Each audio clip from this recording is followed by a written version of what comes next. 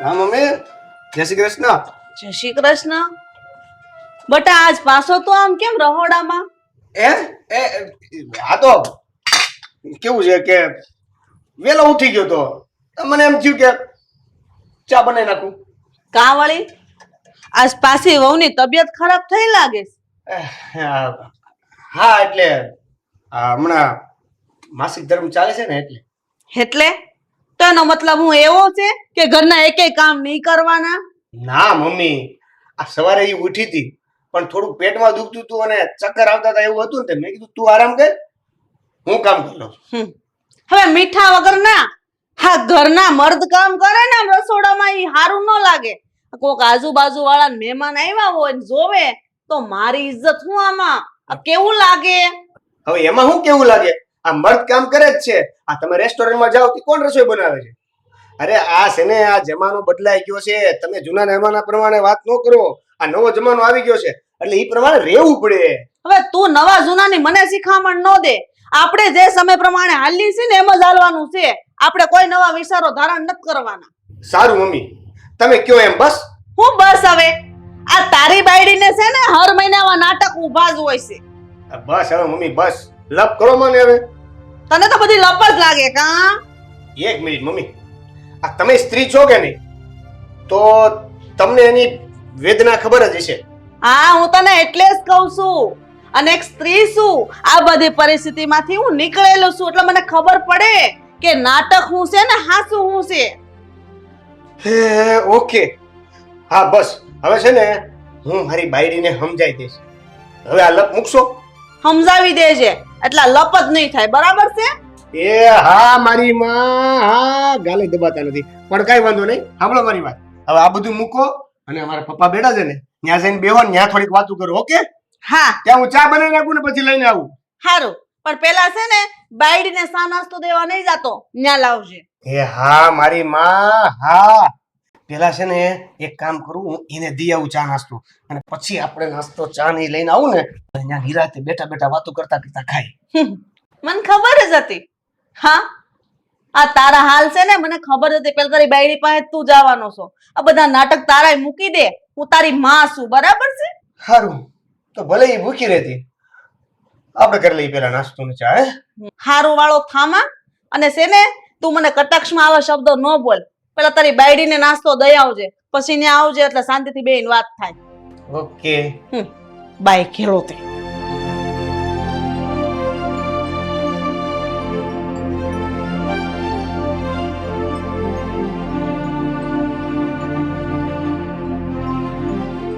आप जैसा कोई मेरी जिंदगी में आए.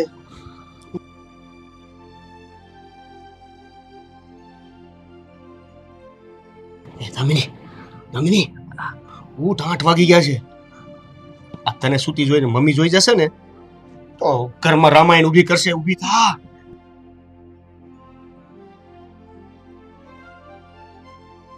શું થાય છે? હજી દુખે છે તને? હા દેવેન, મને પેટમાં બહુ જ દુખે છે, સહન નથી થતું.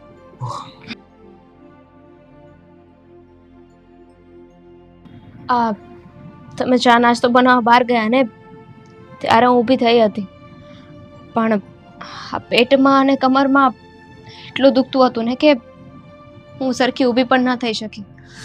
અને સાથે સાથે ચક્કર પણ આવતા હતા એટલે હું પાછી સૂઈ ગઈ. તારી વાત સાચી છે પણ હું શું કરું? જો ને આ મમ્મી જૂના જમાનાના છે ને એટલે કઈ. અચાનક તમે મમ્મીની વાત કેમ કરી?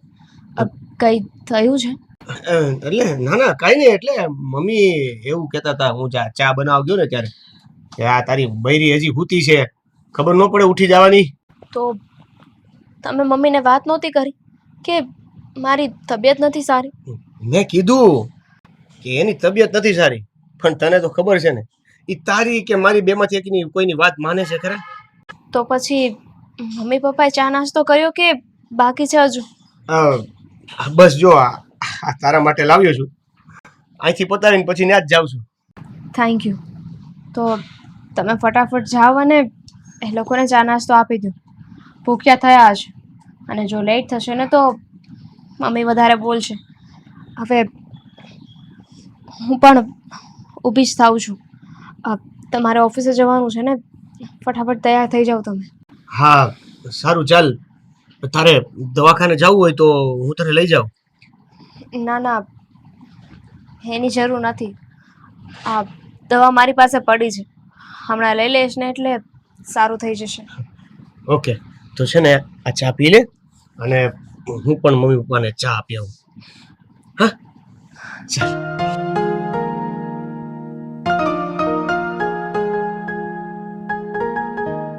હાય રે હાય, નીંદ નહીં આય, વેલા જાગી જાય, ચાય બની જાય ને પીવડાવું. તને નથી પીવાની? મેં પી લીધી, તમે હવે પી લો ને. જમાવી દીધું હો. તો પછી અચાનક નીકળ્યાની મજા જ ઓર હોય. આ 7-8 મહિના થઈ ગયા, તારી બાયડીને છે ને હર મહિનાનો આ વાંધો પડે છે. હવે મમ્મી, આના વિશે તો હું તમને શું કહું. આ દર મહિને જ્યારે આ માસિક ધર્મ આવે છે ને, ત્યારે જ આ તકલીફ પડે છે. મને લાગે છે કે મારે કોઈ એને સારા દવાખાને બતાવવું પડશે. હવે તું છે ને આમ હાવ ગાંડી નો થા, આમાં કઈ દવાખાને નો જવાનું હોય. આ બધી પરિસ્થિતિમાંથી અમે ગુજરી ગયા છીએ એટલે અમને ખબર પડે છે બધી. આ તારી બાયડી છે ને હાવ નાટક કરે છે. હે ભગવાન, એક કામ કરો ને, આ બધું છોડો ને. અત્યારે આ તમને ચા આપી છે તો ચાય પી લો ને, ચાય પી લો ને, પી લો ને. તું છે ને વાતને નો ફેરાય, મને બધી ખબર પડે છે.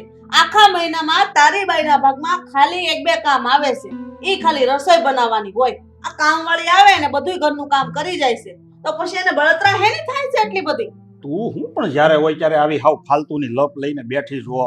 બધું બંધ કરીને આવું. તમે સાના મના બેહો ને, તમને કોના લપમાં પડવાનું કહે છે? આ મારી બાયોની વાત આલે છે, મા દીકરાની વાત છે, તમને વચ્ચે બોલવાનું કોણે કીધું?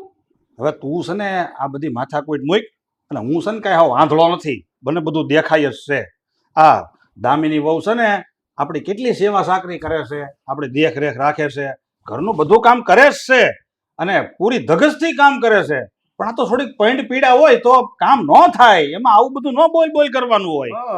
નો થાય તો વાંધો નહીં, પણ હર મહિને એવું લખી ન દીધું કે 5 દી આરામ કરવો જ પડે? આરામનું માનું ગોતે બસ. અરે આ ભગવાને તને મગજ દીધું છે કે નથી દીધું? થોડોક તો વિચાર કર. આ વહુ આખો મહિનો ધગજથી કામ કરે તો આ 5-7 દી કામ કરવામાં નાટક થોડા કરતા હોય?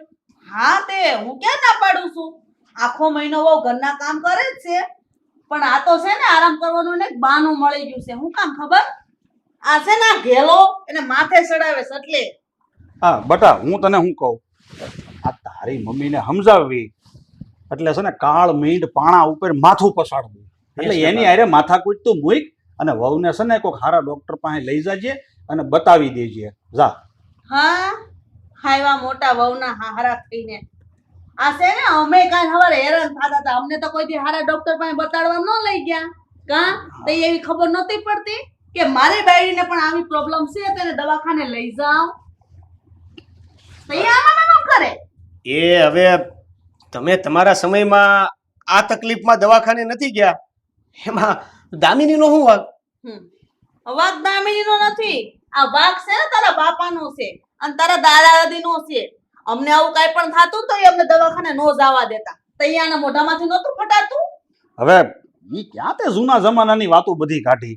હવે ઈ આખો જમાનો જુદો હતો, અરે સમય જુદો હતો અને અટાણનો સમય જુદો છે. કાંઈ જુદું નથી, આ સમય ઈ જ છે. 100 વર્ષ ઉપર નથી થઈ ગયું તે આ જમાનાને ઓલા જમાનાની વાતો કરો.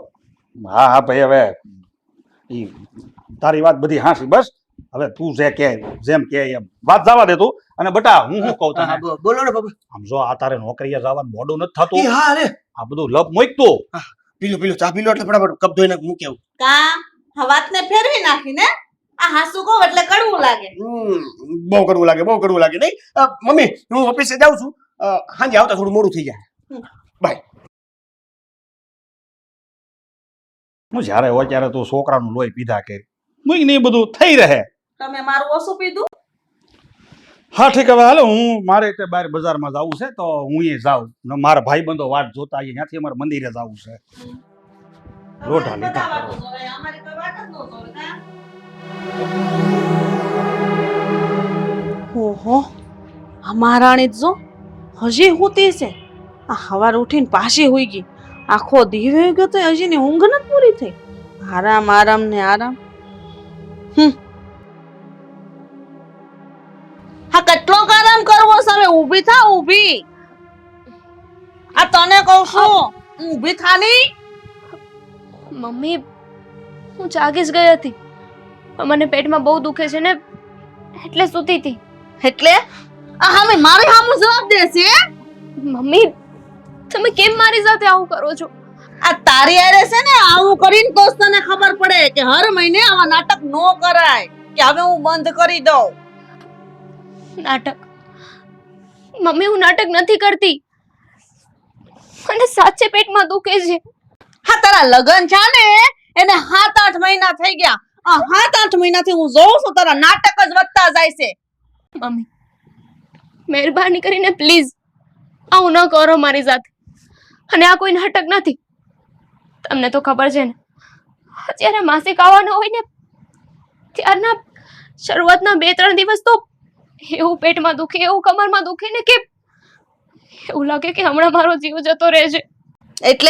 એટલે તારે આખો દિવસ આમ પડ્યું રહેવાનું, આવા નાટક કરવાના, ઘરના કોઈ કામ નહીં કરવાના. એક તો મારો દીકરો આખો દિવસ ઓફિસનું કામ કરીને આવે અને આવીને તારી ખાતરદારી કરે, અને મારા દીકરાને એને આરામ નહીં કરવાનો. હે, એ નહીં થાકી જતો હોય તો તને તો એમ નથી થાતું કે લાય મારો ધણી થાક્યો પાક્યો ઘેર આવ્યો છે તેની સેવા કરું? આ જો જો કેવા નાટક આવડે બિચારીને, મરવા પડી છે. હવે છે ને આ તારા નાટક બંધ કર અને આમ ઊભી થા. આ ટાટિયા તારા તોડ અને ઘરનું કામ કર બધું. આ નાટક છે ને મારી હામું કરવાના રેવા દે. હાલી મળીશ તે.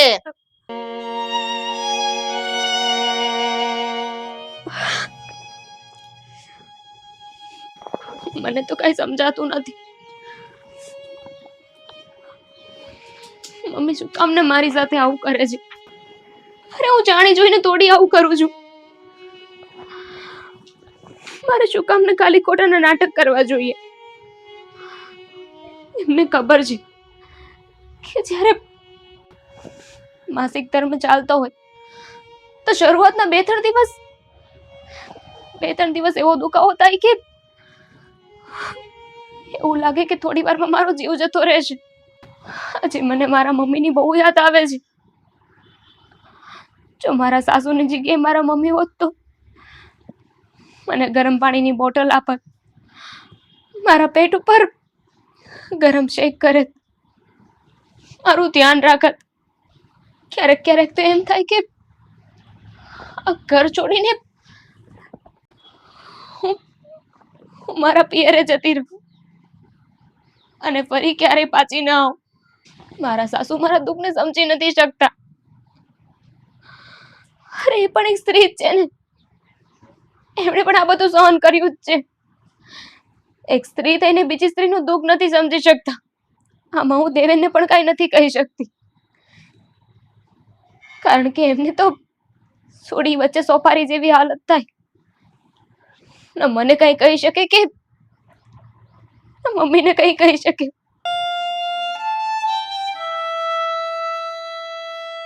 હે ભગવાન, આ દર્દ સહન કરવાની મને શક્તિ આપ. એવું લાગે છે કે આના કારણે મારું ઘર ન તૂટે.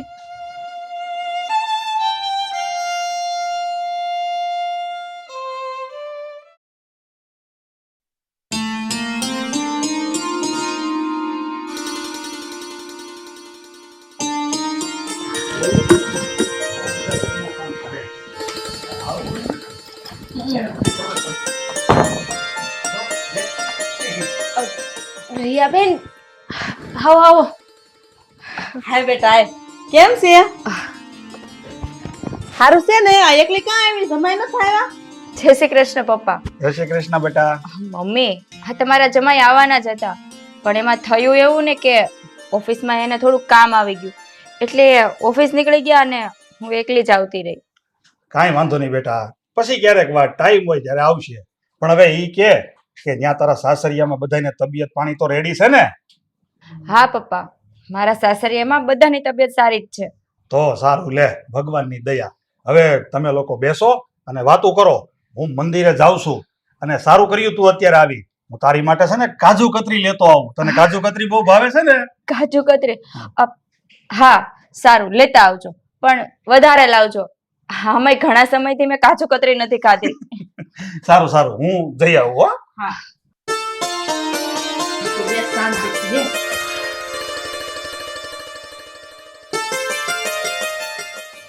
હા રિયા બેટા, આ તારે યાર શું થયું છે?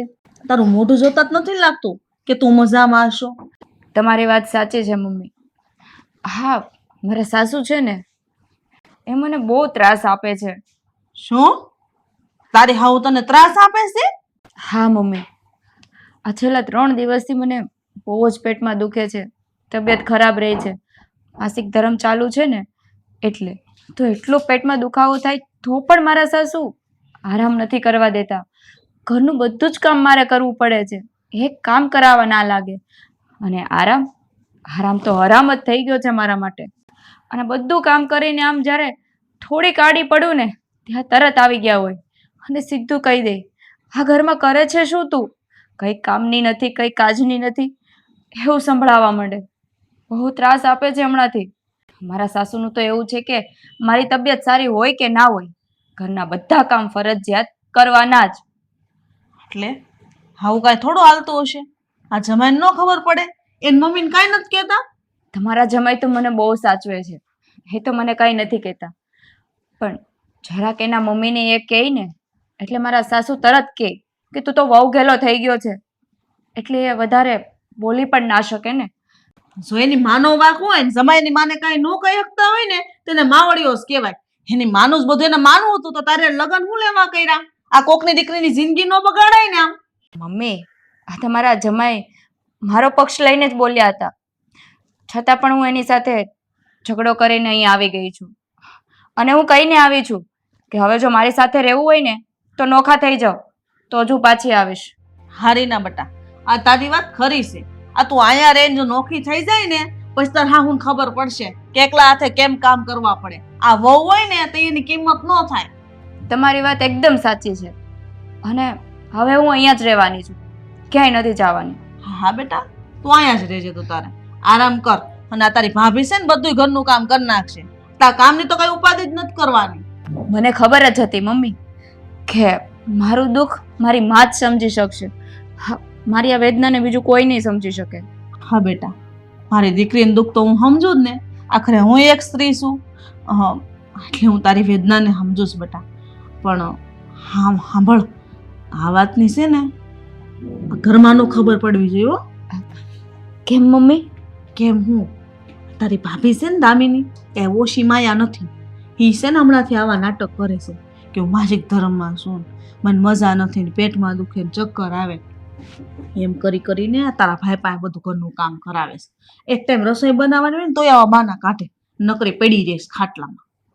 જો એને ખબર પડશે ને તો એ તારો વાત કરશે ને વધારે પડતા નાટક કરશે. પણ મમ્મી, ભાભીને આવું બધું થાય છે તો તમે એને ડોક્ટર પાસે તપાસ કરવા લઈ ગયા? બતાવ્યું છે ડોક્ટરને?